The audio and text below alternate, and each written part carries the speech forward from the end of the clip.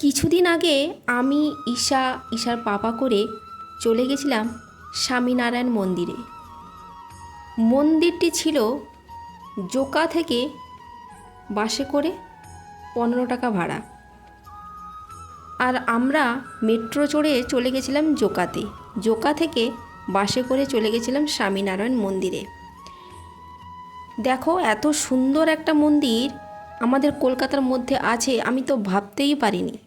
আমার বরমশাই ফোনে ইউটিউবে ভিডিও দেখে এই মন্দিরটির কথা আমাকে বলেছিল। মন্দিরটি পুরো হুবহু দিল্লিতে অক্ষরধাম মন্দিরের মতো দেখতে।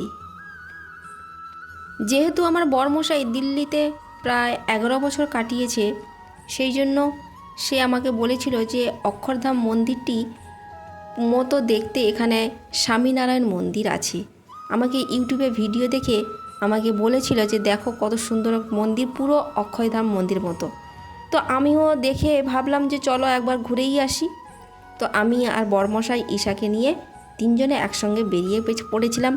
আর সেখানে গিয়ে আমি পুরো অবাক হয়ে তাকিয়ে দেখছি এত সুন্দর আমাদের কলকাতার মধ্যে মন্দিরটি আছে।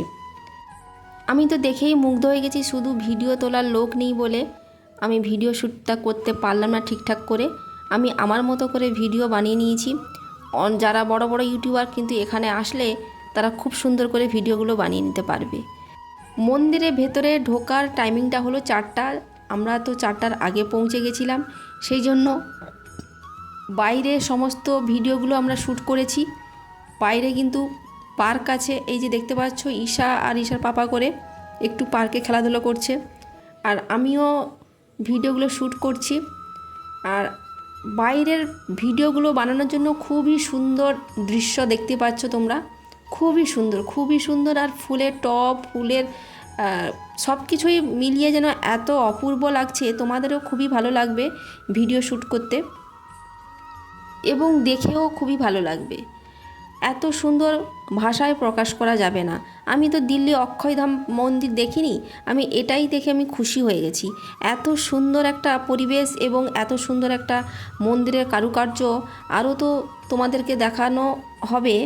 দেখো ভেতরে শুধু কারুকার্যগুলো দেখো, ছোট ছোট যে টেম্পলগুলো আছে এত সুন্দর। আর এই যে পুরো মন্দিরটা দেখো, এখনও পর্যন্ত কিন্তু ঢোকার টাইমিংটা ছাড়েনি, যদিও 4টা বাজলেই ছাড়বে, মন্দিরের গেট খুলবে। তো তখন কিন্তু আমাদের ফোন অ্যালাউ নেই, ফোনটা কিন্তু সুইচ অফ করে পকেটের মধ্যে ঢুকিয়ে রাখতে হবে, কোনো ভিডিও শ্যুট করা যাবে না। তুমি এতক্ষণ বাইরে ভিডিও ফটো যা ইচ্ছা তাই করতে পারো, কিন্তু ভেতরে অ্যালাউ নেই। আর এই যে ডিজাইনগুলো দেখো, এত সুন্দর কারুকার্য কি বলবো, মানে এত নিখুঁত কাজ, এত নিখুঁত কাজ যারা করেছে, যাদের হাতের কাজ, মানে আমরা তো এইটাই দেখে আমি অবাক হয়ে যাচ্ছি। আমার বড়মশাই বলছে দিল্লি অক্ষয়ধাম মন্দির আরও অপূর্ব। হ্যাঁ, আমি তো দেখিনি, ফোনে দেখলাম, খুবই সুন্দর। আর এখানে যতটুকুই দেখেছি ততটুকুই এত মানে মনোমুগ্ধকর, সেটা বলার নয়, ভাষায় প্রকাশ করতে আমি পারছি না ঠিকঠাক। এত সুন্দর হাতের কারুকার্য, আর দূর থেকে তো অপূর্ব লাগছে, জাস্ট অসাধারণ। তো আমার তো খুবই ভালো লাগছে, খুবই ভালো লাগছে। তোমাদেরও খুবই ভালো লাগবে আশা করি। আমার ভিডিওটা দেখে তোমাদেরও খুবই সুন্দর লাগছে, মনে হচ্ছে যে আমরাও যাই। তো চলে এসো, একদম দেরি না করে চলে এসো, খুবই কাছে। যারা কলকাতার মধ্যে থাকো তারা তো আসতেই পারো, যারা দূরে থাকো তারা একদিন প্ল্যান করে চলে আসো।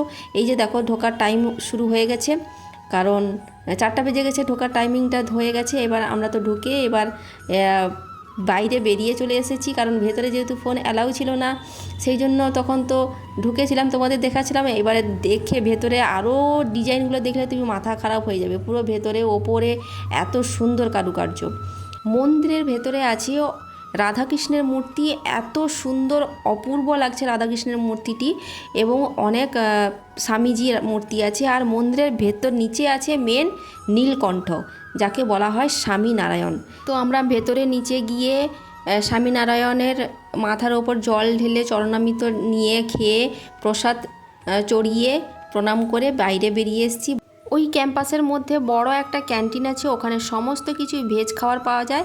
আমরা একটু খেয়ে নিয়ে সাইডে একটা দোকান আছে, ওই দোকানের সিংহাসনগুলি এত সুন্দর সুন্দর পাওয়া যাচ্ছে কি বলবো, দেখে অসাধারণ লাগছে। আর তোমাদের ভিডিওটা কেমন লাগছে কমেন্টসে জানিও। রাধা গোবিন্দ।